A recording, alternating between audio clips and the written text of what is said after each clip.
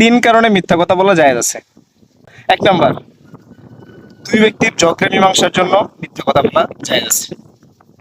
দুই নাম্বার হচ্ছে যুদ্ধক্ষেত্রে মিথ্যার কোন কৌশল অবলম্বন করা যায়, যদি শত্রু উপরে আপনি বিজয় হয়ে যান তাহলে ওই ক্ষেত্রে আপনি মিথ্যা কথা বলতে পারবেন। তিন নাম্বার হচ্ছে স্বামী স্ত্রী উভয়কে সন্তুষ্ট করার জন্য মিথ্যা কথা বলা জায়েজ আছে।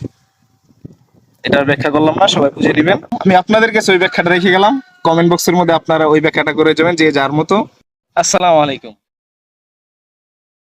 তিন কারণে মিথ্যা কথা বলা জায়েজ আছে। এক নাম্বার, দুই ব্যক্তির ঝগড়া মীমাংসার জন্য মিথ্যা কথা বলা জায়েজ আছে।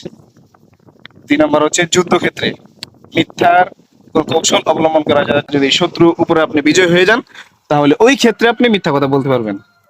তিন নাম্বার হচ্ছে স্বামী স্ত্রী উভয়কে সন্তুষ্ট করার জন্য মিথ্যা কথা বলা জায়েজ আছে। এটার ব্যাখ্যা করলাম না।